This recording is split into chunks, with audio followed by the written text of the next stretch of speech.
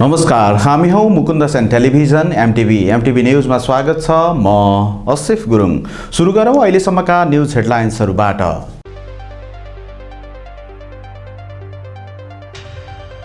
सभामुखलाई हटाउन महाअभियोगको प्रस्ताव ल्याए, सहयोग गर्न तयार रहेको नेकपा एमालेका सचिव टोपबहादुर रायमाझीको भनाई। सत्ता गठबन्धन लोभी पापीहरूको झुण्ड भएको आरोप। सत्य तथ्यको पर्याप्त परीक्षण गरेर मात्रै समाचार सम्प्रेषण गर्न सञ्चार जगतलाई प्रेस काउन्सिल नेपालको आग्रह। सञ्चार माध्यमले कोरोनासँग जोडिएको भ्रमपूर्ण समाचार प्रकाशन गरेको उल्लेख।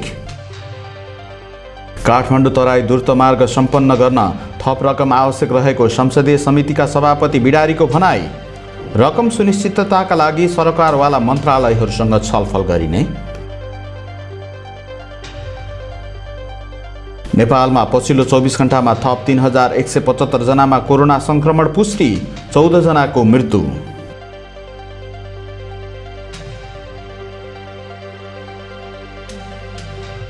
र राष्ट्रिय खेलकुद परिषदलाई अनिर्णयको बन्दी बनाइराख्न नहुने भन्दै खेलकुदसँग सम्बन्धित 3 संस्थाद्वारा प्रदर्शन। राकेपको नेतृत्व नहुँदा खेलाडीहरूको तयारीमा असर परेको उल्लेख।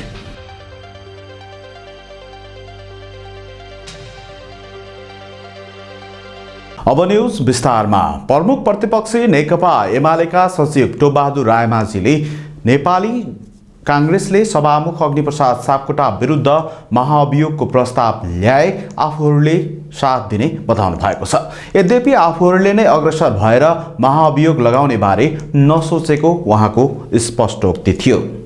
नेकपा एमालेका सचिव टोपबहादुर रायमाझीले नेपाली काङ्ग्रेसले सभामुखलाई हटाउन महाअभियोग प्रस्ताव ल्याए सहयोग गर्न तयार रहेको बताउनु भएको छ। बिहिबार रिपोर्टर्स क्लबमा आयोजित एक कार्यक्रममा बोल्दै सचिव रायमाझीले सभामुख विधि सम्बद्ध र देशको कानुन सम्मत तरिकाले नचलेको भन्दै यस बारेमा पार्टीमा थप छलफल गरेर अघि बढ्ने पनि बताउनुभयो। सत्ता महागठबन्धन लोभी पापीहरूको झुण्ड भएको आरोप लगाउँदै उहाँले संसदको काम कारबाहीलाई सुचारू रूपमा चलाउन सभामुखलाई हटाउँदा राम्रो हुने बताउनुभयो। स्थानीय चुनावमा हार्ने डरले निर्वाचनको मिति सार्न खोजिरहेको रायमाझीको आरोप छ। नेकपा एमालेलाई तत्काल कुनै पार्टीसँग गठबन्धन गर्नुपर्ने आवश्यकता नरहेको भन्दै पार्टीले आगामी निर्वाचनमा एक्लै आफ्ना एजेन्डा लिएर जनता सामु जाने उहाँको भनाइ छ। उहाँले देशको यदि कार्यकारी प्रमुख हो भने उहाँले के छ भने यो एजेन्डा पेश गर्नुपर्छ, संसदमा ल्याउनुपर्छ भन्दा सभामुखले नमान्ने कुरा हुन्छ, नमानेर भाग्न हुन्छ त्यो त हामी साथ दिन्छौँ। किन यो सभामुख चाहिँ के छ भनेदेखि यो चाहिँ विधि सङ्गत तरिकाले देशको कानुन सङ्गत तरिकाले नचलेको हुनाले पहिले पनि हाम्रो विषयमा पनि कुरा छन्। हामी निश्चित रूपमा आफ्नो निर्णय गऱ्यौँ। त्यो चाहिँ के छ भनेदेखि पार्टी फुटाउने कुरा, एमाले र माओवादी बन्नुपर्छ भन्ने कुरा सर्वोच्चले गर्ने कुरा पार्टीहरूले गर्ने कुरा हो भन्ने कुरा हुँदाहुँदै पनि त्यो भइसकेपछि हामीले आफ्नो स्वविवेक प्रयोग गऱ्यौँ। तर चाहिँ हामीलाई थाहा थियो कि चाहिँ ठिकै छ स्वविवेक भन्दाखेरि यो देशमा चाहिँ कानुनी राज छैन, अलिकता अराजकता छ, अलिक चाहिँ कानुनको दुरुपयोग भइरहेछ, अझै पनि संविधानको प्रभावकारी कार्यान्वयन भइरहेको छैन भनेर हामीले मान्दियौँ र हामीले मन्त्री या सांसद सब त्याग्न तयार भयौँ। तर विचारलाई पार्टीलाई त्याग्न तयार भएनौँ। त्यो रिस्क ल्याउँ। तर चाहिँ हामीलाई पार्टी उसले चाहिँ सर्वोच्चले चिन्दैन भने कसरी चिन्दैन हामीले मुद्दा पनि हाल्यौँ। त्यसपछि बल्ल हामीलाई चिन्यो। हाम्रो त्यो मुद्दामा चाहिँ उनले चाहिँ टेबल गर्दैनन्, अरूको रातारात गर्दै दिन्छन्, हाम्रो गर्दैनन्, टेबल गर्दैनन्, हाम्रो लिङ्गरिङ गरिदिए। त्यति बेलाको चाहिँ हाम्रो प्रस्तावलाई चाहिँ उनले स्वीकार गरेन। तर अहिले पनि त्यसै गरिरहेछन्। सरकारमा बस्ने यो महागठबन्धनवाला यो मैले भने लोही पापीहरूको एउटा झुण्ड होइन, जस्तो अहिलेको अर्थ मैले भन्दैछु त्यही जो किसिमको चलिरहेको छ। उहाँहरूले महागठबन्धन बनाउँदा उहाँले के गर्नु पर्थ्यो भने एउटा सरकार चलाउनको लागि, गठबन्धन गर्नको लागि निश्चित एजेन्डा, एमसिसीमा के गर्ने, अरू विषयमा विकास निर्माणमा के गर्ने, विचारमा के गर्ने, यी सारा चिज हुन्थ्यो नि। त्यो नभइकन चाहिँ लोही पापीको झुण्ड चाहिँ स्वार्थको लागि मिलिहाले। अहिले आएर भण्डाफोर भइरहेछ, अहिले खाएर कुरो मिलेको छैन। अब त्यो त सरकारले आफ्नो पोजिसन क्लियर गर्नु पर्यो। हामीले भनेर त अहिले पास हुँदैन। सरकारसित बहुमत छ, चाहे त्यो एमसिसी पास गराउनुहोस् चाहे चाहिँ फेल गराउनुहोस्, हामीले त एमसिसी पास गरेर फेल हुनु हामी त अहिले त चाहिँ बहुमत छैन। त्यस कारणले महाअभियोग लाउनलाई पनि हामी त बहुमत छैन। त्यस कारणले सरकारले आफ्नो पोजिसन सभामुखको विषयमा र एमसिसी विषयमा पोजिसन क्लियर गरोस्, त्यसपछि हामीले आफ्ना अनि के गर्ने हामीले डिसिसन गर्छौँ, पार्टीमा डिसिसन गर्छौँ। हटाउँदा राम्रो हुन्छ, यस्तो सभामुखको काम छैन, त्यो त हामी त्यसमा त स्पष्ट छ। राष्ट्रिय खेलकुद परिषदका बोर्ड सदस्यहरूले बोर्डको बैठक तत्काल बोलाउन माग गरेको ज्ञापन पत्र लिन युवा तथा खेलकुद मन्त्री महेश्वरजङ गहतराजले अस्वीकार गर्नुभएको छ। बिहिबार मन्त्रालयमा राष्ट्रिय खेलकुद परिषदका बोर्ड सदस्यले तत्काल बोर्डको बैठक बोलाउन माग गरेको ज्ञापन पत्र लिन मन्त्री गहतराजले अस्वीकार गर्नुभएको हो।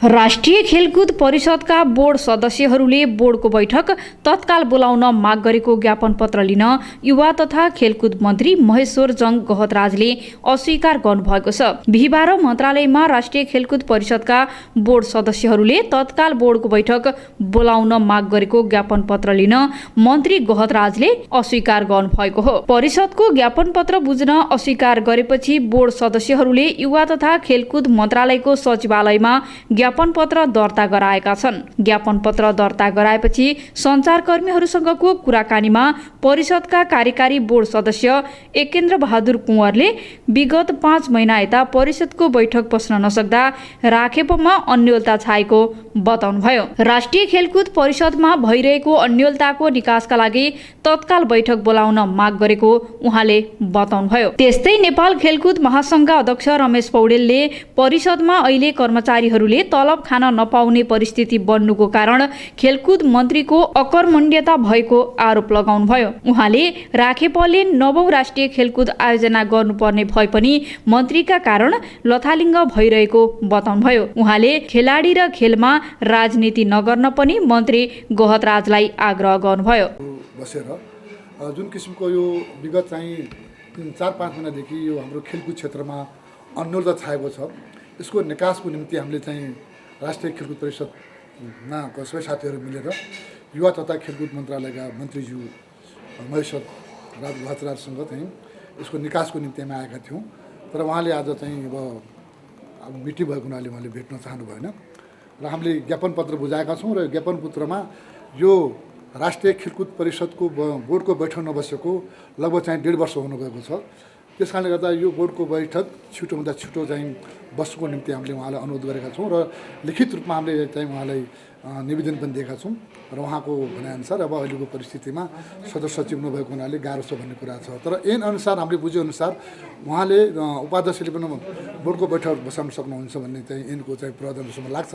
त्यस कारणले गर्दा हाम्रो चाहना यो व्यक्तिगत स्वार्थभन्दा पनि म यहाँ बस्नु नबस्नु भन्थ्यो भन्दा पनि खेलकुदमा आबद्ध भएका खेल र खेलाडीको लागि विकासको लागि अब जुन किसिमको खेलकुद परिषदभित्र जुन किसिमको अन्योलता छ त्यसको निकासको निम्ति हामीले चाहिँ उहाँलाई यो चाहिँ आह्वान गरेका छौँ र मलाई लाग्छ यो कुरा उहाँले एकदम पोजिटिभ रूपमा लिनुहुन्छ भन्ने कुरा हामीले विश्वास लिएका छौँ।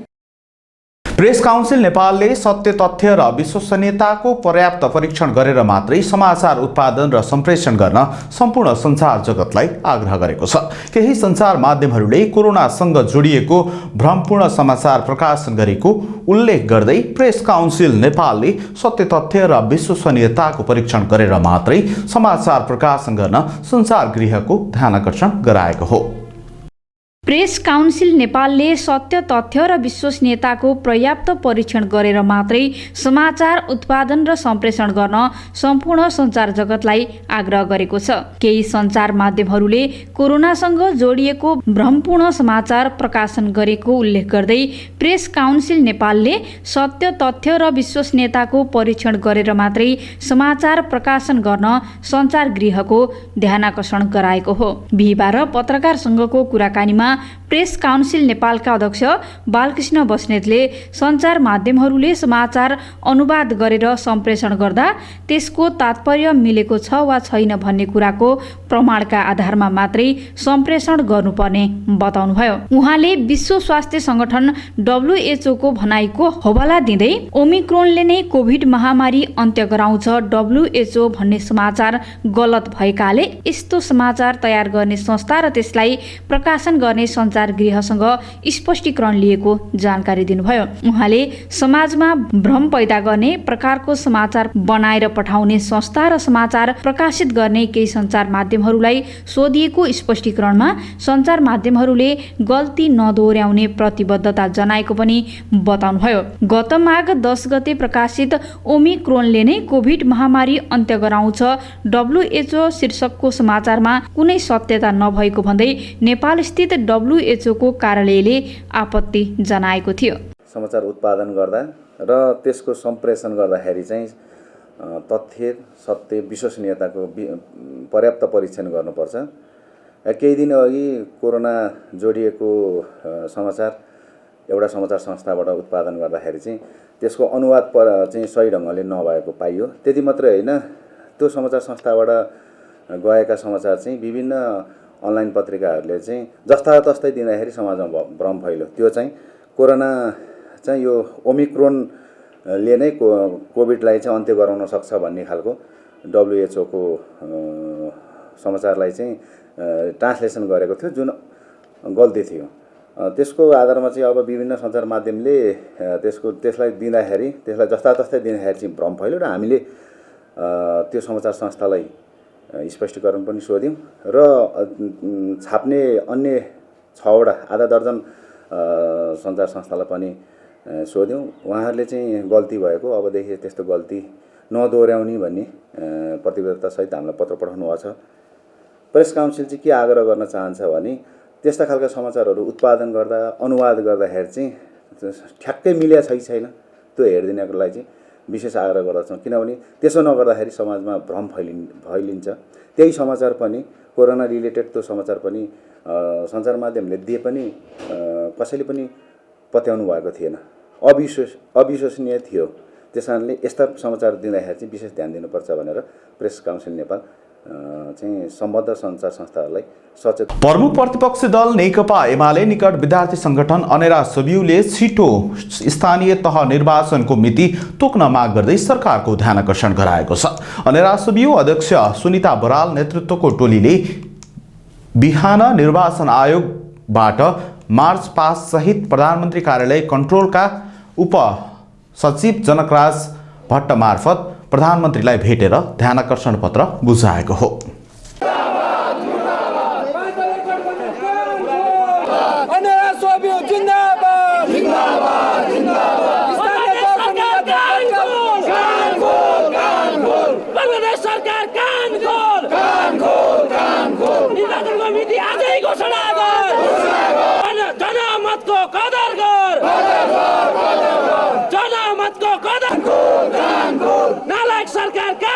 प्रमुख प्रतिपक्षी नेकपा एमाले निकट विद्यार्थी संगठन अनेरा सोबियुले स्थानीय तहको चुनावको मिति चाँडै तोक्न सरकारको ध्यानकर्षण गराएको छ। स्थानीय निर्वाचनको मितिका लागि दबाब दिँदै अनेरा सोबियुले केही दिनदेखि देशव्यापी खबरदारीका कार्यक्रम गरिरहेको छ। अनेरा सोबियुकी अध्यक्ष सुनिता बराल नेतृत्वको टोलीले बिहिबार बिहान निर्वाचन आयोगबाट मर्च पास सहित बालुवाटार पुगेको थियो। चुनावको मिति यथाशीघ्र घोषणा गर्न आयोगको ताकेता पत्र लिएर गएको अनेरा सोबियुको टोलीले प्रधानमन्त्री कार्यालय कन्ट्रोलका उपसचिव जनकराज भट्ट मार्फत प्रधानमन्त्रीलाई भेटेर ध्यानकर्षण पत्र बुझाएको हो। हामीले डकुमेन्टमा पनि लेखिसकेका छौँ। हामीले निर्वाचन आयोगले मिति 2078 10 महिना 11 गते नै सरकारलाई स्थानीय तहको निर्वाचन यथाशीघ्र मिति सार्वजनिक गर्न र तयारीमा लाग्नका लागि निर्वाचन आयोगलाई अनुमति दिन भनेर आह्वान प्रेस विज्ञप्ति मार्फत अपिल गरेको थियो। तर आज हामी चाहिँ 10 महिना 20 गते हुँदासम्म पनि यो 10 दिन बितिसक्दा पनि सरकारले यो विषय नसुनेको हुँदा निर्वाचन आयोगको चिठीसहित सरकारलाई अब जेठ 5 गते भित्रमा स्थानीय तहमा चाहिँ जनप्रतिनिधिहरू, स्थानीय सरकारका प्रतिनिधिहरू फेरि 6 गतेदेखि पुनर्बहाली गर्नुपर्ने, अर्को नयाँ जनप्रतिनिधि आउनुपर्ने आजको परिस्थितिमा निर्वाचनको मिति तोकेर निर्वाचनमा लाग्नका लागि सरकारले आलटाल गरिरहेको आजको मितिसम्म। त्यसकारणले निर्वाचन आयोगले सरकारलाई सम्बोधन गरेर र जनताहरूलाई सुसूचित गराउने उद्देश्यका साथ जुन प्रेस विज्ञप्ति जारी गरेको थियो, त्यो प्रेस विज्ञप्ति सरकारले थाहा नपाएको अनुभूति हामीलाई भएका कारणले सरकार समक्ष प्रधानमन्त्री निवासमा नै ल्याएर हामीले यो प्रेस विज्ञप्ति अनि राष्ट्रव्यूहको एउटा अपिलसहित ध्यानाकर्षणसहित हामीले प्रेस विज्ञप्ति सरकारलाई प्रधानमन्त्री मार्फत ध्यानाकर्षण गराउनका लागि यहाँ उपस्थित छौँ। नेपालमा उमेर समूहका 70% नागरिकले कोरोना भाइरस विरुद्धको खोप पूर्ण मात्रा पूरा गरेपछि विश्व स्वास्थ्य संगठन WHO ले बधाई दिएको छ। विश्व स्वास्थ्य संगठन WHO नेपालले बिहिबार आधिकारिक ट्विटर मार्फत नेपाललाई बधाई दिएको हो। नेपालले 18 वर्षभन्दा माथिका 70% नागरिकलाई पूर्ण मात्रा खोप दिएको जनाएको थियो। कोभिड-19 विरुद्धको खोप अभियानमा नेपालका 18 वर्ष माथिको 70% व्यक्तिहरूलाई पूर्ण खोप लगाएका छन्। विश्व स्वास्थ्य संगठन WHO ले 70% वयस्क जनसङ्ख्यालाई कोभिड विरुद्धको पूर्ण खोप प्रदान गर्न सफल भएकोमा नेपाललाई बधाई पनि दिएको छ। नेपाल सरकारले चैत्र मसान्तसम्म 18 वर्ष माथिका 100% नागरिकलाई पूर्ण खोप लगाइसक्ने लक्ष्यसहित देशभर खोप अभियान चलाइरहेको छ। आगामी चैत्र मसान्तसम्म 18 वर्ष माथिका सबै नागरिकलाई पूर्ण मात्रा खोप लगाइसक्ने लक्ष्य लिएको छ। प्रधानमन्त्रीमा शेरबहादुर देउबा निर्वाचित भएपछि खोप र खोपको नीति अनुसार अघि बढ्दा दक्षिण एसियामै कोभिड विरुद्धको खोप धेरै प्रतिशतलाई लगाउने मुलुकमा नेपाल उक्लिएको हो। प्रधानमन्त्री देउबा सरकारको नेतृत्व लिएपछि खोप खरिद द्रुत गतिमा अघि बढेको, खोप केन्द्र आवश्यकता अनुसार बढाइएको र खोप लगाउने जनशक्तिमा व्यापक वृद्धि गरेको कारण खोप व्यवस्थापन चुस्त भएको हो। हाल सबै प्रदेशमा कोभिसिल्ड, एस्ट्राजेनेका र सिनोफार्मका पहिलो र दोस्रो मात्रा खोप लगाइरहेको छ भने 57 जिल्लामा मोडर्ना खोपको पहिलो मात्रा खोप दिइरहेको छ। अंग्रेजी वर्ष 2022 को पहिलो महिना जनवरीमा विभिन्न देशबाट करिब 17,000 पर्यटक नेपाल घुम्न आएका छन्। नेपाल पर्यटन बोर्डका अनुसार जनवरीमा हवाई मार्ग हुँदै 16,975 जना पर्यटक नेपाल भित्रिएका हुन्। अंग्रेजी वर्ष 2022 को पहिलो महिना जनवरीमा विभिन्न देशबाट करिब 17,000 पर्यटक नेपाल घुम्न आएका छन्। नेपाल पर्यटन बोर्डका अनुसार जनवरीमा हवाई मार्ग हुँदै 16,975 जना पर्यटक नेपाल भित्रिएका हुन्। यो महिना भारतबाट सबैभन्दा बढी 3,916 पर्यटक नेपाल आएका छन्। त्यसैगरी बंगलादेशबाट 1,236, चीनबाट 321, दक्षिण कोरियाबाट 209, फ्रान्सबाट 283, जर्मनीबाट 365 र बेलायतबाट 1,824 जना पर्यटक नेपाल भित्रिएको तथ्याङ्क छ। बोर्डका अनुसार अस्ट्रेलियाबाट 1,213, अमेरिकाबाट 3,257 र क्यानाडाबाट 361 जना पर्यटक हवाई मार्ग हुँदै नेपाल भ्रमणमा आएका छन्। यस वर्षको जनवरीमा आएको पर्यटक संख्या गत वर्षको जनवरी भन्दा 91.3% बढी हो। गत वर्षको जनवरीमा 8,874 जना पर्यटक हवाई मार्ग हुँदै नेपाल भ्रमणमा आएका थिए। काठमाडौँ तराई मधेस द्रुत मार्गलाई निर्धारित समयमा सम्पन्न गराउनका लागि आवश्यक पर्ने थप रकम व्यवस्थापनका लागि संसदीय समितिले सरकारवाला मन्त्रालयहरूसँग छलफल गर्ने भएको छ। समितिको बिहिबार बसेको बैठकपछि पत्रकारसँग समिति सभापति रामनारायण बिराडीले द्रुत मार्ग सम्पन्न गर्नका लागि हालसम्म खर्च भइसकेको बाहेक थप 1 खर्ब 75 अर्ब रुपियाँ लाग्ने देखिएको बताउनुभयो। काठमाडौँ तराई मधेस द्रुत मार्गलाई निर्धारित समयमा सम्पन्न गराउनका लागि आवश्यक पर्ने थप रकम व्यवस्थापनका लागि संसदीय समितिले सरकारवाला मन्त्रालयसँग छलफल गर्ने भएको छ। काठमाडौँ तराई मधेस द्रुत मार्गको अवलोकन भ्रमण समेत गरेको राष्ट्रिय सभा अन्तर्गतको प्रत्यायोजित व्यवस्थापन समितिले द्रुत मार्ग सम्पन्न गर्नका लागि थप 1 खर्ब 75 अर्ब रुपियाँ लाग्ने निष्कर्ष निकाल्दै सो रकमको व्यवस्थापनका लागि सरकारका सरकारवाला मन्त्रालयसँग छलफल गर्ने भएको हो। समितिको बिहिबार बसेको बैठकपछि पत्रकारसँग कुरा गर्दै समिति सभापति रामनारायण बिडारीले द्रुत मार्ग सम्पन्न गर्नका लागि हालसम्म खर्च भइसकेको बाहेक थप 1 खर्ब 75 अर्ब रुपियाँ लाग्ने देखिएको र त्यति रकमको स्रोत सुनिश्चित नहुन्जेल काम अगाडि बढेमा काममा अवरोध हुने भएकाले रकम सुनिश्चितताका लागि सरकारका सम्बन्धित सरकारवाला मन्त्रालयसँग छलफल गरिने बताउनुभयो। यसलाई 2081 सालसम्ममा सम्पन्न गर्ने नेपाल सरकारको नीति र उद्देश्य छ।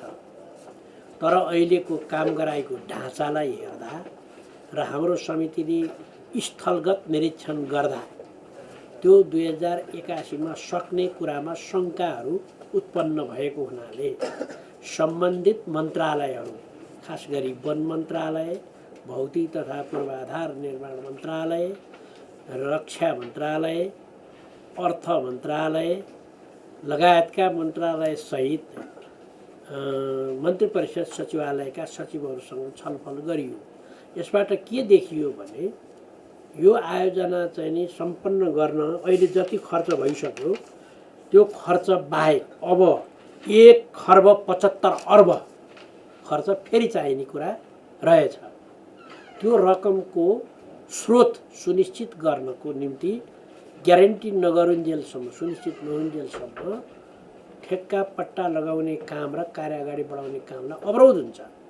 त्यसकारणले त्यो रकम सुनिश्चित गराउनको निम्ति नेपाल सरकार अर्थ मन्त्रालय, राष्ट्रिय योजना आयोग र रक्षा मन्त्रालयको कस्तो प्रकारको सोच छ, कसरी काम अगाडि बढाइन्छ त, र विभिन्न मन्त्रालयहरूको समन्वय नभएको हुनाले काममा ढिलाइ भएको छ।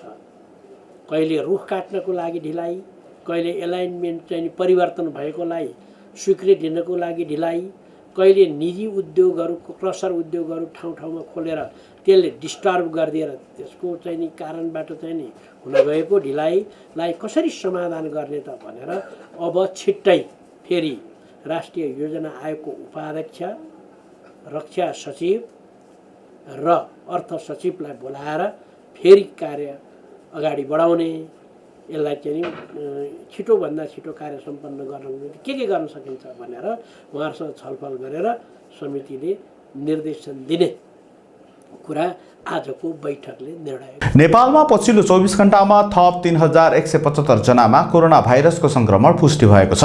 स्वास्थ्य मन्त्रालयका अनुसार गत 24 घण्टामा कोरोना संक्रमणबाट 14 जनाको मृत्यु भएको छ। यससँगै हालसम्म कोरोना संक्रमणबाट मृत्यु हुनेको संख्या 11,778 पुगेको छ।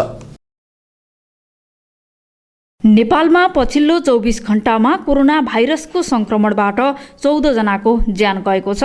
यो सहित नेपालमा कोरोना संक्रमणबाट ज्यान गुमाउनेको संख्या 11,778 पुगेको स्वास्थ्य तथा जनसङ्ख्या मन्त्रालयले जनाएको छ। यस्तै नेपालमा थप 3,175 जनामा कोरोना संक्रमण पुष्टि भएको छ। पीसीआर र एन्टिजेन गरी 12,605 जनाको नमुना परीक्षण गर्दा 3,175 जनामा संक्रमण पुष्टि भएको हो। यसमा व्यक्तिगत रूपमा परीक्षण गरेर इमेल र एसएमएसबाट पठाएको विवरण पनि समावेश रहेको मन्त्रालयले जनाएको छ। त्यस्तै 24 घण्टामा 8,723 जना संक्रमण मुक्त भएका छन्।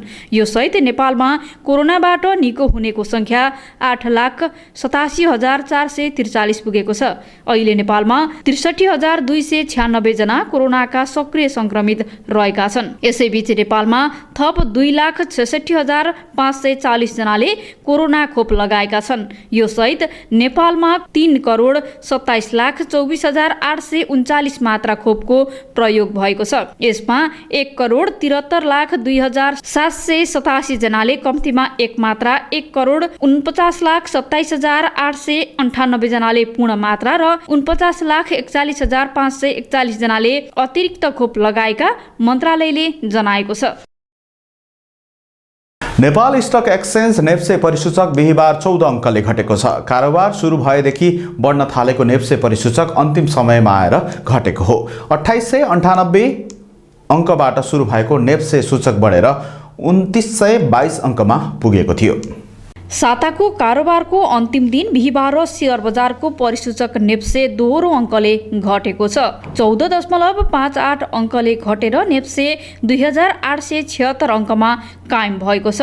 बिहिबार कारोबार सुरु भएको 7 मिनेटमै परिसूचक 2,925 अङ्क पुगेको थियो।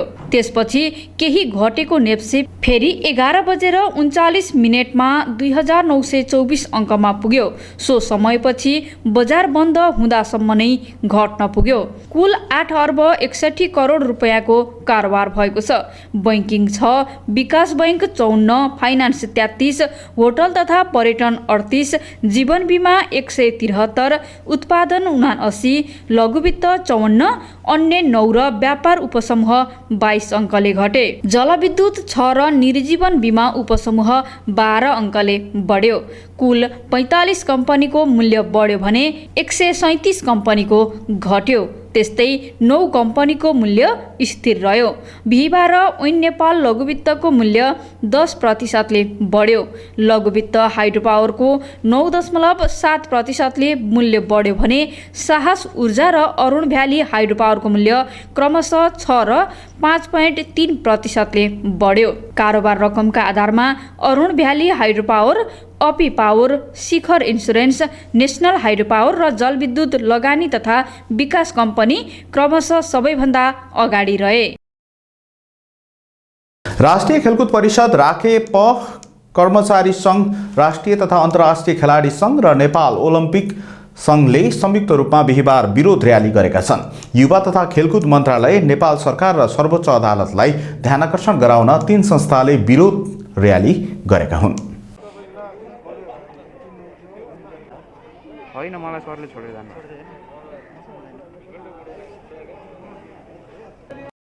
राष्ट्रिय खेलकुद परिषद राखेपलाई अनिर्णयको बन्दी बनाइराख्न नहुने भन्दै खेलकुदसँग सम्बन्धित 3 संस्थाले बिहिबार शान्तिपूर्ण प्रदर्शन गरेका छन्।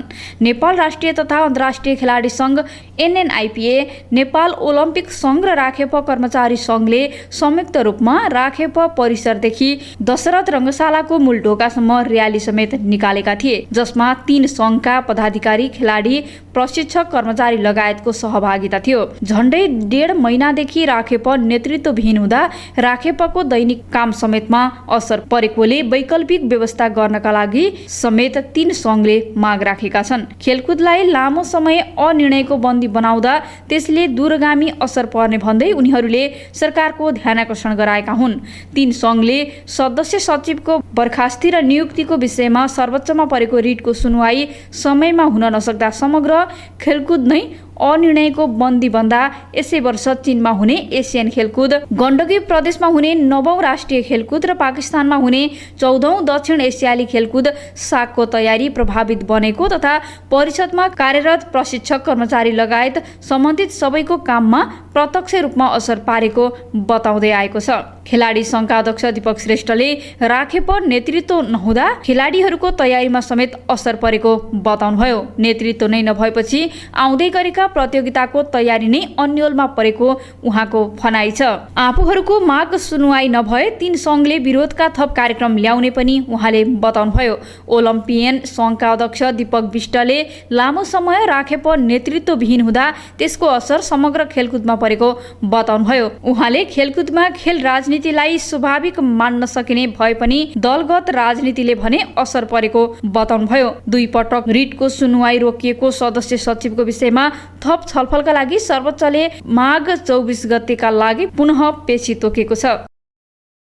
खेलाडीहरू होइन अब हात बाँधेर बसिरहेको छ। अब एउटा अनिर्णयको बन्दी अनि त्यसपछि अर्को आएर चाहिँ नि सरकारले चाहिँ केही पनि हामीलाई चाहिँ निकासा नदिएको कारणले गर्दाखेरि खेलाडीहरूले प्रशिक्षण गरेर चाहिँ गेम खेल्न पाउने अवसर चाहिँ अहिले पाइरहेको छैन। अहिले नयाँ खेलाडीहरूले जुन खालको एउटा राष्ट्रिय प्रतियोगिता खेलेर आफ्नो प्रतिभा देखाउने त्यो राष्ट्रिय खेल पनि हुने सुनिश्चितता भएन।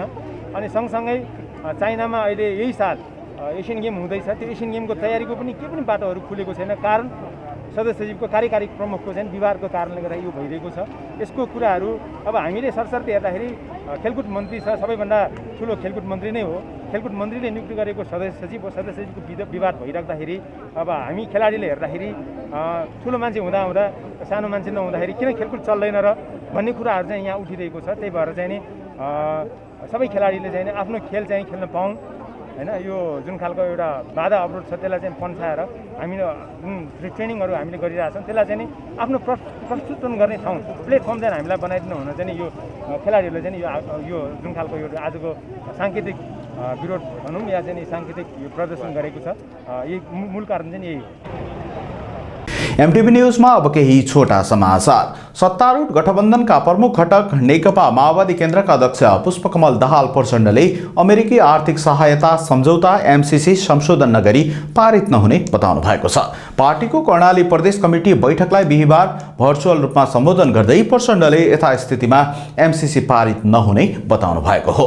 प्रमुख प्रतिपक्षी दल एमाले एमसीसीलाई देखाएर गठबन्धनमा खेल्न खोजेको पनि प्रचण्डले आरोप लगाउनुभयो। उत्तेजना फैलाउने अभिव्यक्ति दिएको विषयमा राष्ट्रिय मानवाधिकार आयोगले बिहिबार भौतिक पूर्वाधार तथा यातायात मन्त्री रेणु कुमारी यादवलाई बोलाएर छलफल गरेको छ। छलफलमा आयोगका अध्यक्ष तपबहादुर मगर र सदस्यहरूले मन्त्री जस्तो जिम्मेवार पदमा रहेको व्यक्तिले हिंसालाई बढावा दिने र सामाजिक सद्भावमा खलल पुर्याउने खालको र उत्तेजनापूर्ण अभिव्यक्ति दिनु गलत हुने बताएका थिए। आयोगका प्रवक्ता डाक्टर टीकाराम पोखरेलका अनुसार आयोगका अध्यक्ष र सदस्यहरूले राजनीतिक प्रतिस्पर्धालाई स्वस्थ र हिंसा रहित बनाउनु पर्ने भन्दै भविष्यमा त्यस प्रकारका अभिव्यक्ति नदोहोर्याउन मन्त्री यादवलाई निर्देशन दिएका छन्। गत माघ 5 गते समाजवादी युवा संघले रौतहटको गौरमा आयोजना गरेको श्रद्धाञ्जली सभामा मन्त्री यादवले जनमत पार्टीका अध्यक्ष सीके राउतलाई लक्षित गर्दै गौर हत्याकाण्ड दोहोरिने चेतावनी दिनुभएको थियो। कोभिड-19 कोरोना भाइरस संक्रमणका कारण स्थगित भएको लोकसेवा आयोगका परीक्षा फागुन 6 गतेदेखि सञ्चालन हुने भएका छन्। लोकसेवा आयोगले समय तालिका सार्वजनिक गर्दै उपसचिव वा त्यस सरह अप्राविधिक र प्राविधिक तर्फ शाखा अधिकृत वा त्यस सरह प्राविधिक र स्वास्थ्य सेवातर्फ 7औं, 8औं र 9औं तहको विभिन्न पदका लिखित परीक्षाहरू फागुन 6 गतेदेखि सञ्चालन हुने जनाएको हो। आयोगले स्थगित भएका सबै परीक्षा 2079 सालको वैशाख 14 गतेसम्म सम्पन्न हुने उल्लेख गरेको छ। विदेशबाट अवैध रूपमा ल्याएको झण्डै 1 करोड रुपैयाँ बराबरको सुन प्रहरीले बरामद गरेको छ। त्रिभुवन अन्तर्राष्ट्रिय विमानस्थलबाट नेपाल आएका 3 जनाले अवैध रूपमा ल्याएको 79,29,600 रुपैयाँ बराबरको 1155 ग्राम सुन र 5 वटा मोबाइल फोन बरामद गरिएको प्रहरीले जनाएको छ। त्यसमध्ये सिन्धुपाल्चोकको भोटेकोसीका दावा छिरिङ शेर्पा एक्लैले मलद्वार सहित शरीरका विभिन्न भागमा लुकाएर 1 किलो 55 ग्राम सुन ल्याएका थिए। पक्राउ परेका 4 जना सुन र फोनलाई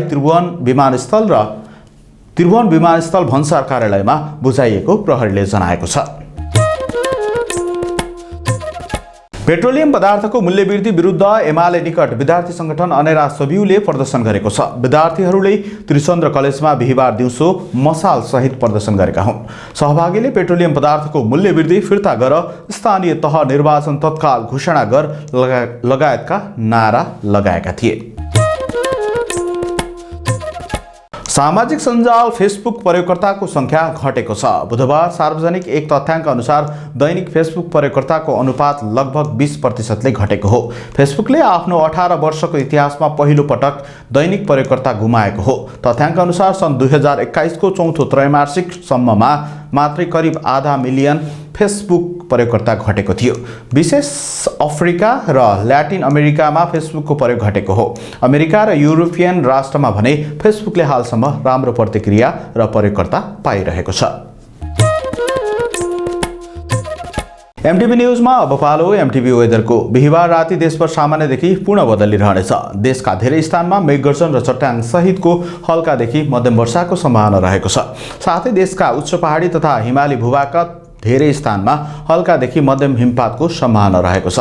शुक्रबार दिउँसो देशभर सामान्यदेखि पूर्ण बदली रहनेछ।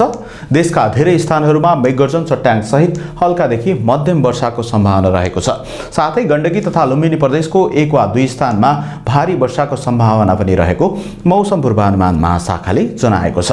अब लागौँ देशका विभिन्न स्थानका मौसम सम्बन्धी थप जानकारीतर्फ।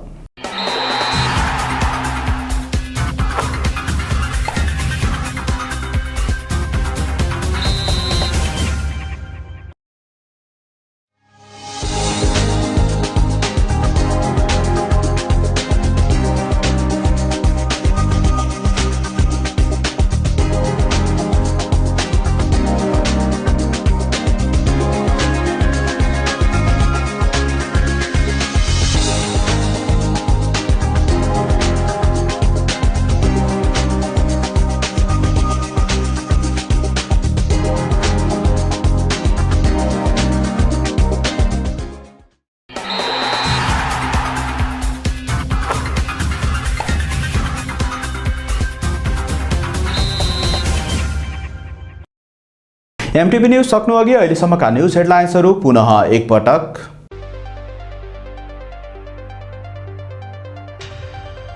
सभामुखलाई हटाउन महाअभियोगको प्रस्ताव ल्याए सहयोग गर्न तयार रहेको नेकपा एमालेका सचिव टोपबहादुर रायमाझीको भनाई।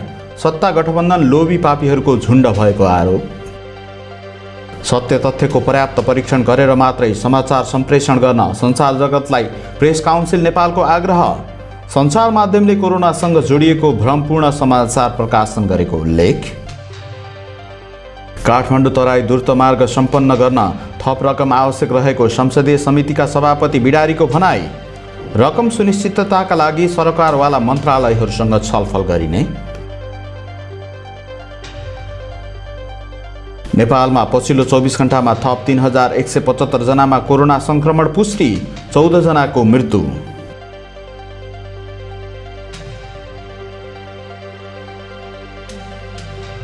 र राष्ट्रिय खेलकुद परिषदलाई अनिर्णयको बन्दी बनाइराख्न नहुने भन्दै खेलकुदसँग सम्बन्धित 3 संस्थाद्वारा प्रदर्शन। राकेपको नेतृत्व नहुँदा खेलाडीहरूको तयारीमा असर परेको उल्लेख।